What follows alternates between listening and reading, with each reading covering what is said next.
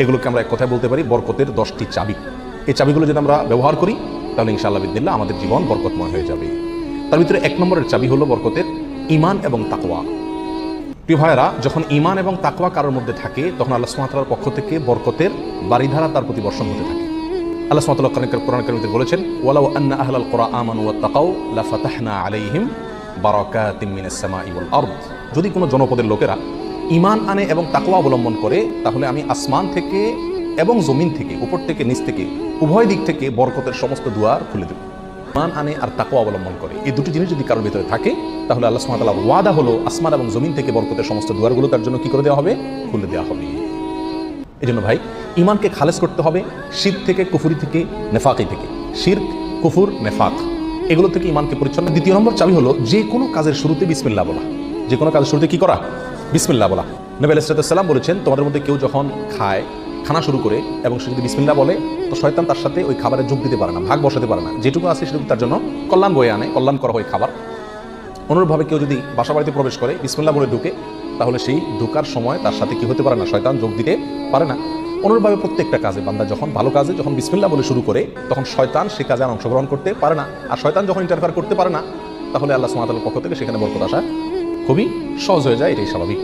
অতএব বিসমিল্লাহর পরিমাণ বেশি বলা। 3 নম্বর বরকতের চাবি হলো ভাই কোরআনে কারিমের সাথে সম্পৃক্ততা বাড়ানো।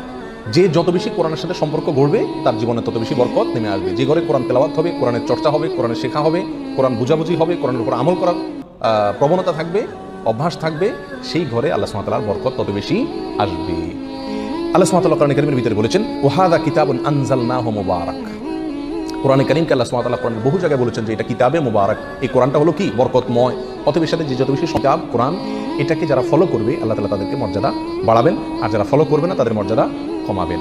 বাহ্যিকভাবে মনে হবে সুখের সাগরে ভাসছে, আসলে দুঃখের কোনো অন্ত তাদের জীবনে থাকবে না। তাহলে বরকতের 3 নম্বর চাবি হলো কি? বরকতের 4 নম্বর যে চাবি আছে সেটা হলো ভাই সাদাকা করা, দান করা। কি করা? দান করা, সাদাকা করা। সাদাকা এবং দান করলে বহু হাদিস থেকে বোঝা যায়, জানা যায় যে বিপদ আপদ দূর হয়ে যায় না। তো বরকত যদি আপনি চান প্রত্যেকটা বস্তুতে, প্রত্যেকটা জিনিসের কল্যাণ আসুক, উপকার হোক জিনিসটা আপনার জন্য, অল্প ছোট চাকরি, অল্প আয়, ছোট ব্যবসা এর ভিতরেই আল্লাহ তাআলা কল্যাণ দিয়ে দেয়। আপনি যদি চান তাহলে আপনাকে কি করতে হবে? সাদাকার অভ্যাস করতে হবে। দান করলে মুসিবত এবং বিপদ দূর হয়। তো আপনার ওই অল্প আয় থেকে খুব অল্প হোক, একাদিসে আসলে নবী সাল্লাল্লাহু আলাইহি ওয়াসাল্লাম বলেছেন খেজুরের অংশ দিয়েও যদি হয় তবুও তুমি সাদাকা করে জাহান্নামের আগুন থেকে বাঁচার চেষ্টা করো। এটা ক্ষেত্রে নেমে আসে। নাম্বার 5, বরকতের 5 নম্বর চাবি হলো ভাই আত্মীয় স্বজনের সাথে সম্পর্ক ভালো রাখা। এটা বহুল পরীক্ষিত একটি আমল ভাই। আত্মীয় স্বজনের সাথে যে যত বেশি সম্পর্ক ভালো রাখে, মা বাবা, ভাই বোন, ফুফু, চাচা, কাছের লোকজন, রক্ত সম্পর্কীয় লোক যারা, বিশেষ করে তাদের সাথে যে যত বেশি সম্পর্ক ভালো রাখে এবং তাদের সাথে সম্পর্ককে নষ্ট করে না, তারা যদি দুর্ব্যবহার করে তো নিজের পক্ষ থেকে ভালো ব্যবহার করার চেষ্টা করে, তো এই লোকের জীবনে আল্লাহ তাআলা বরকত দান করে। এটা পরীক্ষিত বিষয়। অতএব সম্পর্কটাকে কি করতে হবে? ভালো রাখার চেষ্টা করে যেতে হবে। নাম্বার 6, বরকতের 6 নম্বর চাবি হলো ভাই সকালবেলায় ভোরে ভোরে কাজে যাওয়া। নবী আলাইহিস সালাম দোয়া করেছেন, আল্লাহুম্মা বারিক লি উম্মতি ফি বুকুরিহা। আল্লাহ আমার উম্মতকে সকালবেলা আপনি বরকত দান করবেন। অন্য এক রওয়ায়াতে আসছে বুরিকা লি উম্মতি ফি বুকুরিহা। তিনি বলেছেন আমার উম্মতের জন্য সকালবেলা সময়টাতে বরকত দেওয়া হয়েছে।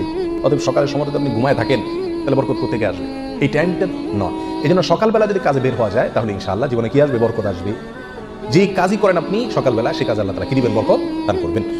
নাম্বার 7, বরকতের 7 নম্বর চাবি হলো ভাই নিজে 5 ওয়াক্ত সালাত আদায় করতে হবে এবং পরিবারের লোকদেরকে সালাতের নির্দেশ করতে হবে। বহু লোক নিজে নামাজ পড়ে কিন্তু বাচ্চা কাচ্চা, ফ্যামিলির লোকজন তারা নামাজ পড়ছে কিনা সে বিষয়ে কি করে না? খবর রাখে না। আল্লাহ সুবহানাহু ওয়া তাআলা কোরআনে কারিমে বলেছেন, ওয়া উমুর আহলাকা বিস-সালাত। তুমি তোমার পরিবারকে নামাজের নির্দেশ করো। নিজে তো পড়তেই হবে, পরিবারকেও নির্দেশ করো। ওয়াসতাবির আলাইহা, এবং এটার উপর অটল থাকো, ধরে রাখো এটাকে। তাহলে কি হবে? লা নাসআলুকা রিজকা। আমি তোমাদের কাছ থেকে, আল্লাহ বলছেন আমি তোমাদের কাছ থেকে রিজিক চাই না। নাহনু নারযুকুকা ওয়াল আকিবাতু লিত-তাকওয়া। বরং এই কাজ করলে, আমল করলে আমি তোমাদেরকে রিজিক দিব, বরকত চলে আসবে ইনশাআল্লাহ। নামাজ নিজে পড়তে হবে এবং পরিবারকে নামাজের নির্দেশ করতে হবে।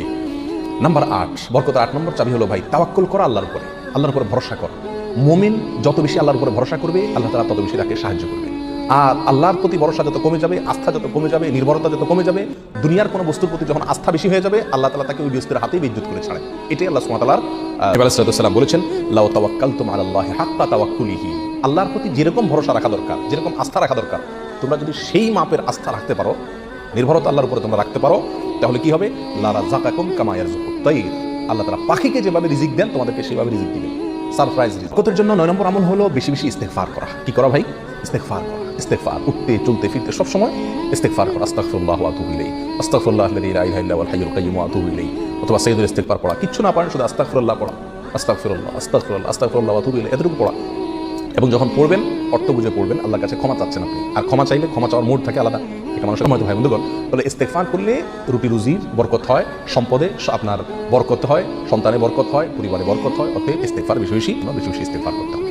10 নম্বর বরকতের চাবি হলো ভাই, পরিপূর্ণ সালামের ব্যাপক পরিমাণে প্রচলন ঘটাতে হবে, দিতে হবে।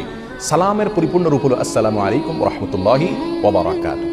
এখানে আমরা সবাই জানি দোয়া করা হয় আপনার প্রতি শান্তি বর্ষিত হোক, আল্লাহর রহমত বর্ষিত হোক এবং আল্লাহর বরকত নাজিল হোক আপনার প্রতি। তাহলে আপনি যখন কারোর প্রতি সালাম দিচ্ছেন, পূর্ণাঙ্গ সালাম, আসসালামু আলাইকুম ওয়া রাহমাতুল্লাহি ওয়া বারাকাতুহু, তার মানে আপনি কেমন যেন তার জন্য বরকতের দোয়া করছেন, শান্তির দোয়া করছেন। আর হাদিসে আসছে কোনো মুসলিমের জন্য যদি আপনি বরকতের দোয়া করেন বা যে কোনো দোয়া করেন, তো ফেরেশতা আপনার জন্য দোয়া করে আল্লাহ এই বান্দাকেও আপনি দান করেন। তাছাড়া যাকে সালাম দিবেন তিনিও জবাব দিবেন। আপনি যেহেতু অবারাকাতু পর্যন্ত পড়বেন, তার জন্য উচিত হবে বারাকাতু পর্যন্ত দেওয়া। সালাম যতটুকু দেওয়া হয় পরিপূর্ণ কমপক্ষে অতটুকু দিতে হয়। অতএব যত বেশি সালাম